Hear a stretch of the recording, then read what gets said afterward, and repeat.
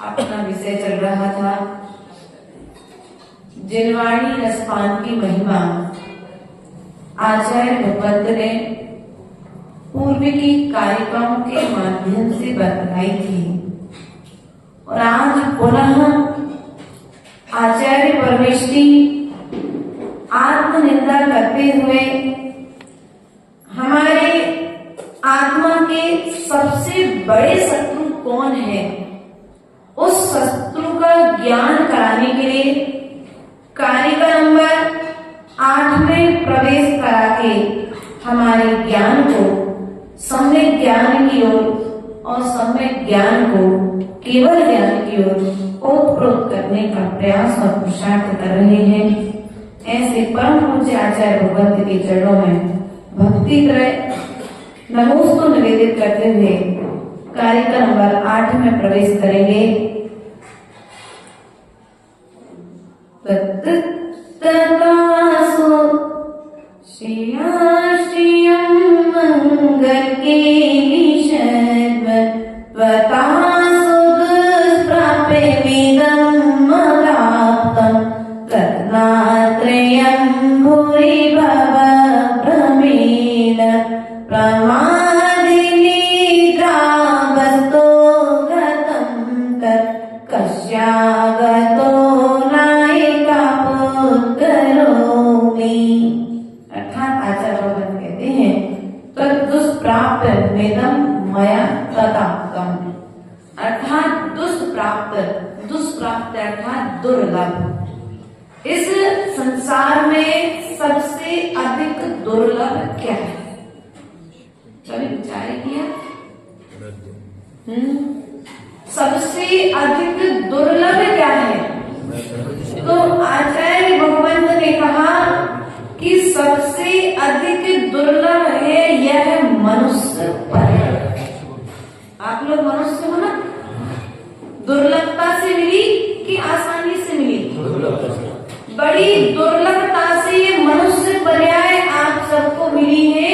और मनुष्य पर्याय में भी सबसे ज्यादा दुर्लभ है यह जिन धर्म। कौन सा धर्म? सच्चा धर्म, देव शास्त्र गुरु की शरण दुर्लभ है। मनुष्य पर्याय मिल गई, देव शास्त्र गुरु की शरण मिल गई, लेकिन उससे भी दुर्लभ है देव का दर्शन, अर्थात स्वस्थ शरीर। आपके लिए नर हो तो मिला, लेकिन आंखें, कान, कोई एक भी इंद्री आपकी कम हो जाए, फिर कल्पना करो क्या आप धर्म कर पाएंगे? नहीं कर पाएंगे। कहीं ना कहीं वह एक इंद्री का आपको अभाव धर्म करने में बाधक बन सकता है। आपको यह स्वस्थ शरीर मिला, इंद्रियां पूरी मिली, लेकिन फिर भी डायबिटीज हो गई।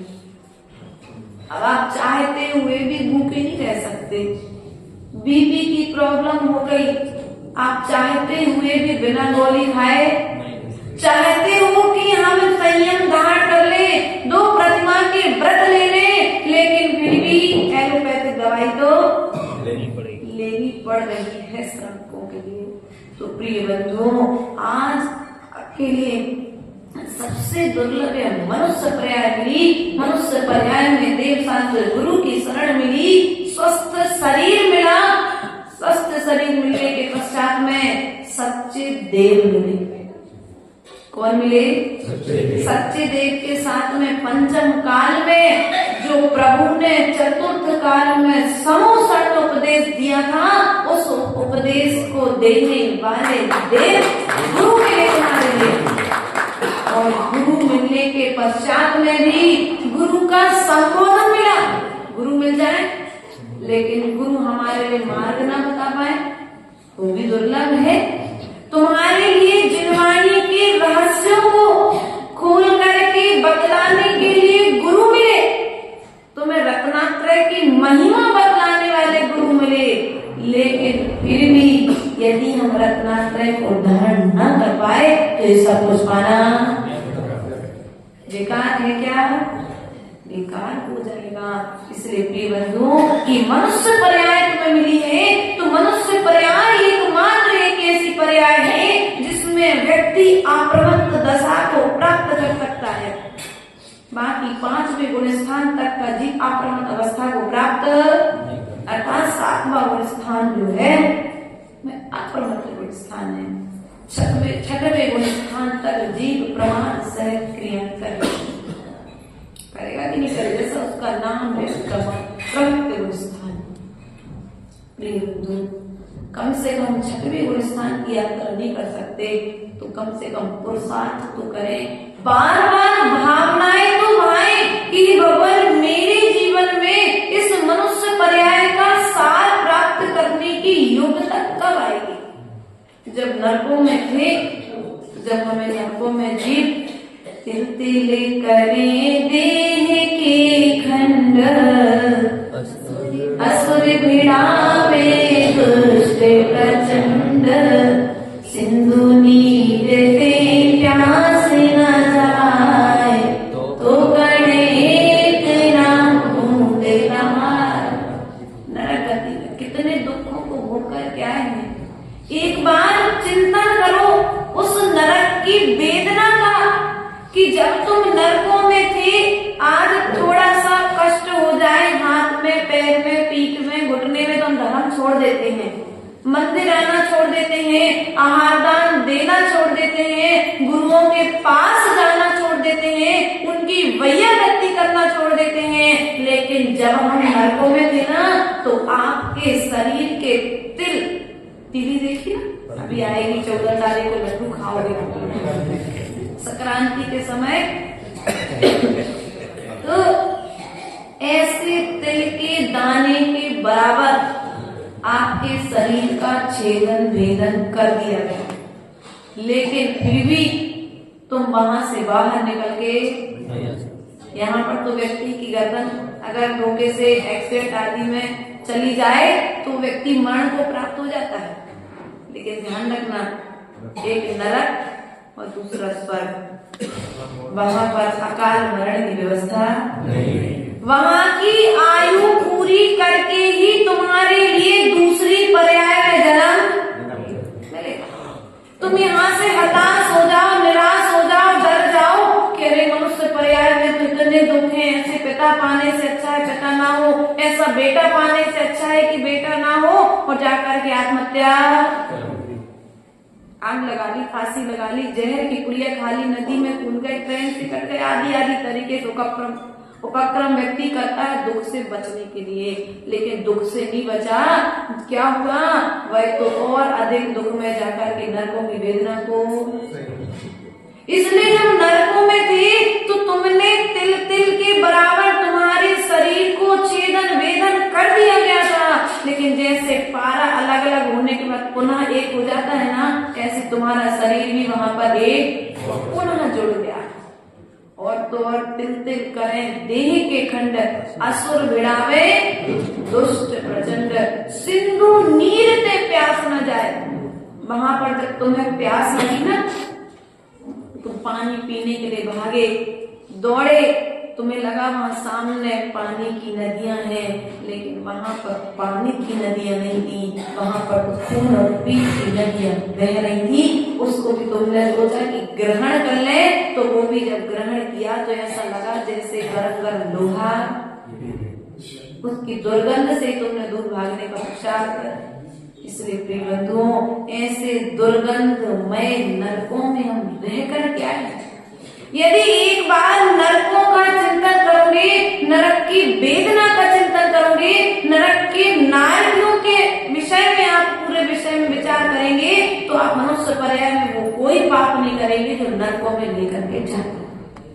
क्योंकि पाप से छूटने का सबसे अच्छा उपाय है पाप से भयभीत होना।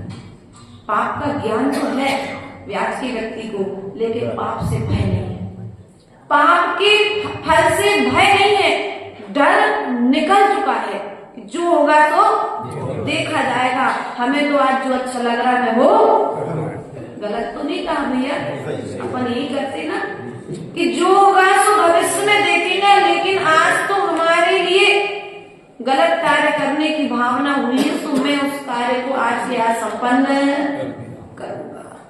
प्रिय बंधु, नरकों की वेदना का जब चिंतन करोगे, तो मनुष्य पर्याय की दुर्लभता का आपको ज्ञान होगा। उसके पश्चात त्रयंच गति में जब रह के आए कि नहीं रहे, याद है, एक बार चिंतन करना, ये हम नहीं कह रहे, ये हमारी मन जिह्वाणी कह रही है कि ये जीव अनादिकाल से 84 लाख योनियों में भटक करके इस मनुष्य पर्याय को प्राप्त किया है, और जब इतनी सारी भटकर करके मनुष्य पर्याय में आ गए हो, तो अब कम से कम ऐसा कोई पाप ना करो कि तुम्हें पुनः उसमें भटकने के लिए जाना पड़े।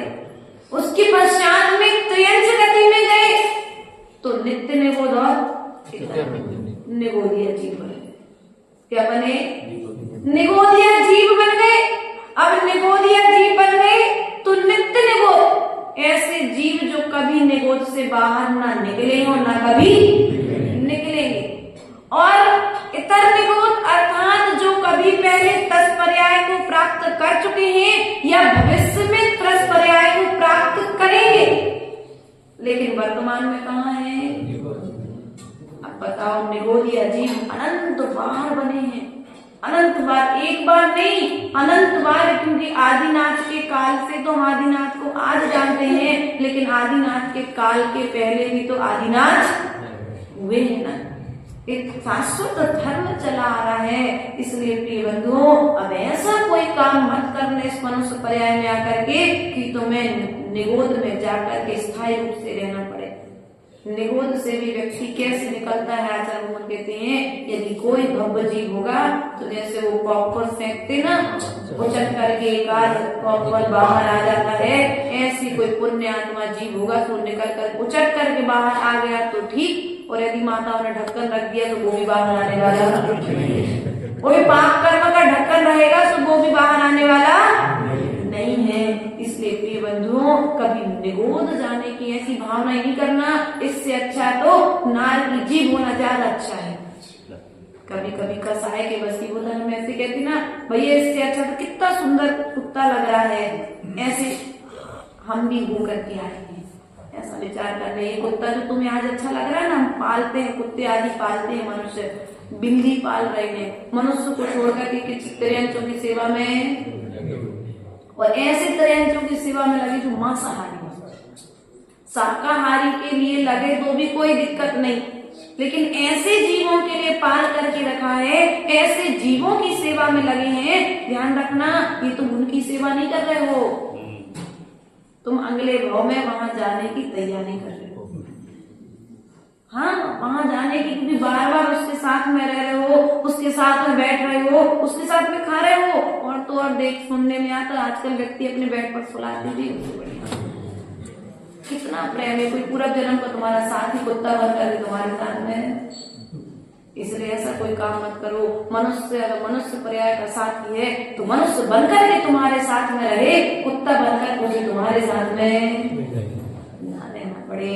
मनुष्य अर्थात त्रयंच गति में छेदन भेदन भूख प्रयास, छेदन भेदन भूख प्रयास, भार बहन में आत्म त्रास। क्या हुआ, जब मैं त्रयंच गति में था तो छेदा भी गया, भेदा भी गया, और अपनी शक्ति से अधिक हमारे ऊपर वजन भी, लेकिन अब मैं सब कुछ भूल गया। तो अब क्या कर रहा हूँ, मैं दूसरे को ठग रहा हूँ, दूसरे के लिए ज्यादा कर्ज आदि के माध्यम से दूसरे के साथ बेईमानी कर रहा हूँ, तो कल हमें भी फिर लादना पड़ेगा ना वजन को। इसलिए प्रिय बंधुओं, ऐसा कोई कार्य मत करो जिस दुख को तुम भोग करके आए हो उसे तुम्हें पुनः भोगना पड़े। मनुष्य पर्याय में भी कम दुख है क्या? हम तो कहते हैं कि मनुष्य पर्याय मिली है, मनुष्य से मनुष्य बनने के लिए नहीं मिली, मनुष्य से देव बनने के लिए मिली है, नहीं मिली है। ये मनुष्य पर्याय तुम्हें भगवान बनने के लिए मिली है। इसलिए मनुष्य पर्याय में आकर के मनुष्य बनने की भावना नहीं करना, मनुष्य पर्याय में आकर के देव बनने की भावना नहीं करना, मनुष्य पर्याय में आकर के मात्र यदि कोई भावना करना है तो वह भगवान बनने की भावना करना। और बार बार तुम जब भावना करोगे तो एक दिन वह भावना तुम्हारे हृदय में आकर के तुम्हारे कर्मबंध को काट देगी। इसलिए प्रिय बंधुओं, आचार्य भगवत ने कहा है कि सबसे बड़े शत्रु यदि तुम्हारे कोई है तो पहला शत्रु है तुम्हारा प्रमाण। कौन है? प्रमाण सबसे बड़ा शत्रु है। समय पर मंदिर आना था लेकिन थोड़ी सी आंख लग गई, माता जी नींद आ गई तो थोड़ा सा सो गए तो कुछ नहीं हुआ, अभी से कहीं तो छूटा है, ज्यादा कुछ हुआ क्या? जिनको जिनेंद्र भगवान के अभिषेक की महिमा ज्ञात नहीं कहेंगे ज्यादा कुछ नहीं हुआ, माता जी अभिषेक तो छूटा है। भैया अगर अभिषेक छूट गया ये समझ लो तुम्हारे कर्मों का भार, तुमने कर्मों को इकट्ठा, जितने समय तुम प्रमाद में लीन रहे, जितने समय तुम निद्रा के साथ में रहे, जितने समय तुम पाप में लीन रहे हो, उतने समय तुमने पाप को जोड़ा कि नहीं जोड़ा। निद्रा क्या है? दर्शनावली कर्म का बंध कराने वाली है। और सबसे ज्यादा व्यक्ति को ठंड के दिनों में बोलो तो सुबह टाइम तो यदि किसी ने उठा दिया मतलब वो शत्रु के तुल्य, अरे यार कौन से जन्म की बुराई निकाल रहे हो, सुबह से उठा दिया। ऐसा भी बोलते हैं, देखो तुम हंसते हो, गलत बोलते क्या हमको। ऐसी कई व्यवस्थाएं हैं। इसलिए प्रिय बंधुओं, स्वर्ग का देव अभिषेक करता है कि मनुष्य पर्याय का मनुष्य, त्रियंच पर्याय का जीव भगवान का अभिषेक नहीं कर सकता। त्रियंच गति का जीव भगवान की पूजन में भाव पूजा कर सकता है, लेकिन द्रव्य पूजा भाव कर सकता है। अभिषेक करने का अभिषेक देख सकता है दरवाजे के बाहर खड़े होकर के। अब कैसे? एक सेठ जी थे, रोज मंदिर जाते थे, रोज पूजन करते थे, सब कुछ अच्छा काम करते थे, लेकिन फिर भी कभी एक दिन उनके मन में विकल्प आ गया। वो दिखाने वाली जो भावना होती है ना, मायाचारी वाला, उनके मन में भाव आ गया। और जिस समय उन्होंने वो मायाचारी की, उसी समय उन्हें तुरंत आयु का बंध, आयु बंध प्रतिपल चल रहा है, इसलिए सावधान रहना। उन्हें आयु का बंध हो गया और जाकर के वे त्रियंच गति की पर्याय को प्राप्त हो गए, बैल बन गए। और जब वे सेठ जी बैल बने, रोज रोज मंदिर के बाहर आकर के खड़े हो जाते, तो लोग उसे रोज भगाते उनके लिए कि भैया ये जानवर रोज आ जाता है, मंदिर के सामने गंदगी करता है, इसे भगाओ। और उसी समय कहानी अपने ग्रंथों में आती है। तो उसमें उन्होंने एक मुनिराज आए नगर में, मुनिराज से पूछा कि भगवान ये बैल रोज आता है, इसका कारण कि हम लोग रोज भगाते हैं, लेकिन जैसे ही प्रवचन का समय होता है, जैसे अभिषेक पूजन का समय होता है, मंदिर का घंटा बजता है और मंदिर के सामने आकर के ये बैठ जाता है। मुनिराज ने बताया कि ये कोई दूसरा जीव नहीं है, ये पूर्व जन्म में मायाचारी के फल से भगवान का भक्ति है, जो बैल बनकर के मंदिर के बाहर।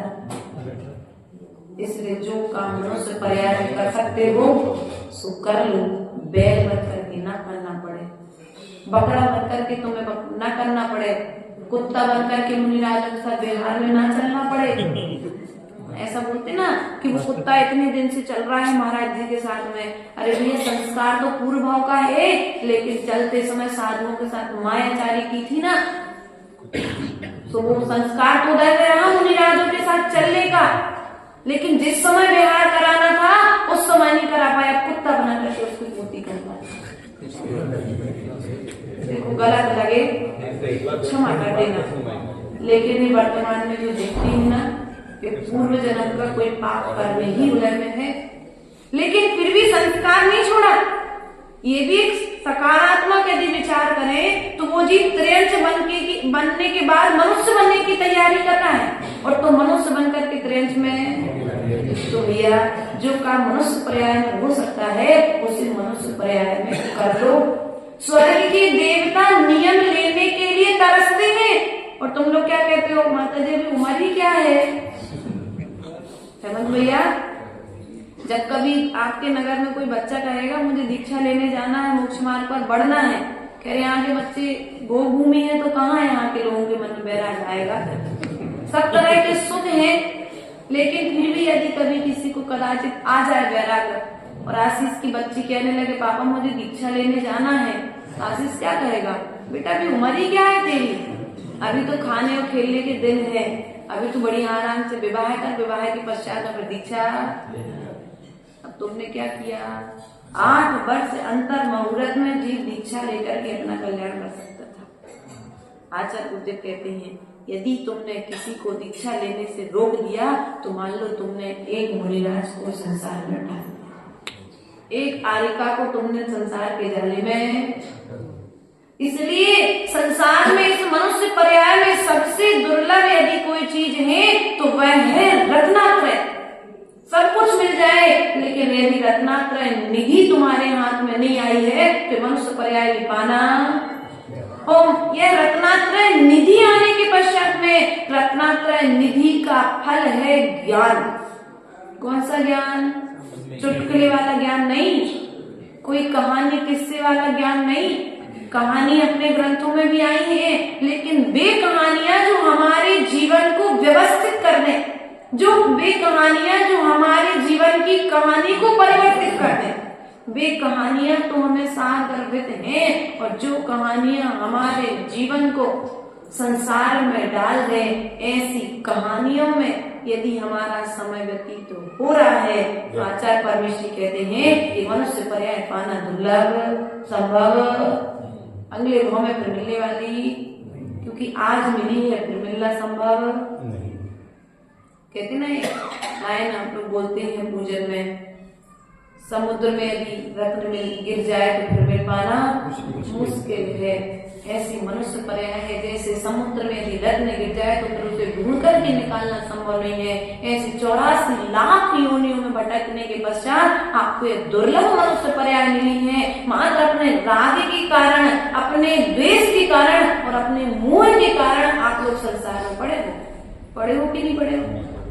मोह के कारण आप संसार में हो। इस शरीर से मोह है, ठंड लगेगी सहन नहीं होगी तो कपड़े नहीं छूट रहे, प्यास लगेगी गर्मी होगी तो तुमसे घर नहीं छूट रहा, समाज ने चौका नहीं लगाया तो भूखा रहना पड़ेगा तो घर नहीं छूट रहा, पैदल चलेंगे कोई साथ में नहीं आएगा, कैसे चलेंगे रास्ते में अकेले सो घर नहीं छूट रहा। भैया ध्यान रखना, आचार्य गुरुदेव ने सदा से एक बात कही है कि साधु जब भी बनता है, रत्नात्रय को धारण करता है, यदि मनुष्य उस जीव की सेवा में नहीं आते हैं, स्वर्ग के देव उसका साथ निभाते हैं।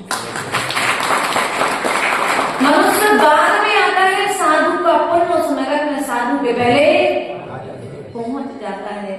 इसलिए गुरुदेव ने बड़ी प्यारी सी लाइन लिखी है शांति विधान में, पीछे कमंडल हाथ रखे, भाग्य हमेशा साथ रखे, तीर्थंकर के लघुनंदन, मुनियों को सत सत बंधन। क्या? पीछे कमंडल हाथ रखे, भाग्य हमेशा साथ रखे, उनका भाग सदा उनके साथ में रहना है। और हम क्या सोचते हैं, बागड़ी में का समझ में नहीं आया। ध्यान रखना, हम अहंकार में भूल ना जाए कि हम धर्म की सेवा कर रहे हैं, तुम धर्म की सेवा कर रहे हो, निमित्त कारण हो सकते हो आप, लेकिन उपादान कारण तो हमारा स्वयं का पुण्य। मैंने सुंदरी ने क्या कहा था, मेरे भाग्य में होगा तो जो आपने कोई पति दिया है वह भी कामदेव की तरह सुंदर। और आप लोग क्या हुआ, यदि मैं घर छोड़ दूंगा तो मेरे बच्चे का क्या होगा, मेरी पत्नी का क्या होगा, मैंने जो इतनी सारी संपत्ति इकट्ठी करी है तो 1 बजे से 3 बजे तक जागना पड़ेगा। ध्यान रखना, तुम जागो या नहीं जागो, तुम्हारे भाग में होगी तो सामने वाला आएगा, लेकिन ले जाने का भाव नहीं होगा। भाग में होगी तो आएगा, लेकिन ले जाने का भाव नहीं होगा। और भाग्य में नहीं होगी तो खूब सुरक्षा करते रहना, तुम्हारे उतने समय नींद लगेगी और सामने वाला लेकर के। अगर भाग्य में है तो सब कुछ भाग करके आएगा, और भाग्य में नहीं है तो आकर के भी भाग जाएगा। इसलिए प्रिय बंधुओं, अपने भाग्य पर विश्वास रखो, अपने पुण्य पर विश्वास रखो, अपने पुरुषार्थ पर विश्वास रखो। यदि हमने सम्यक पुरुषार्थ किया है तो हमें सिद्धि भी सम्यक होगी कि नहीं होगी। हमने काम जब अच्छा किया है तो फल भी हमें अच्छे, लेकिन हम बीज अच्छे वर्तमान में बो रहे कि नहीं बो रहे। दिन की शुरुआत प्रभु के अभिषेक से कर रहे हो। ध्यान रखना, आज तुम प्रभु के मंदिर में आकर के बैठे हो, कल तुम्हारे लिए चूना मिट्टी का मंदिर मिला है, कल रत्नों के बने मंदिर मिलने वाले हैं। आज तुम पाषाण की प्रतिमा का अभिषेक कर रहे हो। ये आदि पुराण आपने हमारे पास में रखा ना, तो भरत चक्रवर्ती ने जब 53 क्रियाओं का वर्णन किया है दूसरे भाग में, तब उसमें उन्होंने बताया है, सौधर्मेंद्र जब भगवान की स्तुति करता है तो उसमें कहा है उन्होंने कि जो आज भगवान के पाषाण की, पीतल की, सोने की, चांदी की आदि आदि प्रतिमाओं को जो आज अभिषेक करता है, उसे स्वर्ग में जाकर के रत्नों की प्रतिमाओं का अभिषेक करने का सौभाग्य मिलता है। उसे रत्नों की प्रतिमाओं के दर्शन करने का सौभाग्य मिलता है। आज तुम 5 फीट की प्रतिमा के दर्शन करते हो, कल तुम्हें 500 धनुष ऊंची प्रतिमाओं के दर्शन करने का सौभाग्य मिलेगा। तुम कार्य अच्छा कर रहे हो ना तो फल भी भविष्य में अच्छा मिलेगा। लेकिन इतने में संतुष्ट हो गए क्या? इतने में ठीक है, इसे जाना धर्म। अब घड़ी देख रही 9 बज गए हैं, कब प्रवचन सुनेगा। ध्यान रखना प्रिय बंधुओं, हमारा आपसे कहने का तात्पर्य इतना है, मनुष्य पर्याय बड़ी दुर्लभ पर्याय मिली है। इसे निद्रा में और प्रमाद के वशीभूत करके इसे खोना नहीं है।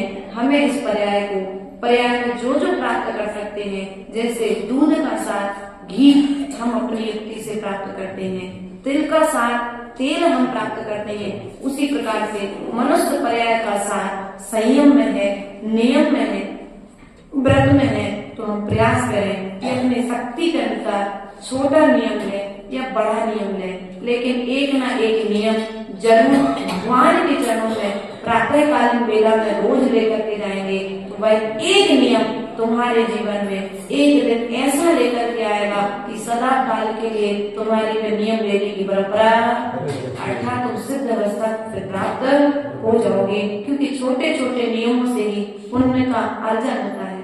क्योंकि कोई कभी बड़ी पूंजी नहीं लगाता है, छोटी पूंजी से व्यापार चालू करता है, तो जब बड़ी पूंजी हो जाती तो व्यापार और बड़ा कर लेता है।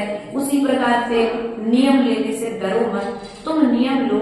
आचार्य गुरुदेव कहते हैं नियम अपना नियम निभावेगा, ऐसा विश्वास रखो और अपने जीवन में अपनी शक्ति के अनुसार व्रत नियम संयम आदि को लेकर के अपने मनुष्य पर्याय को सार्थक करने का प्रयास करो।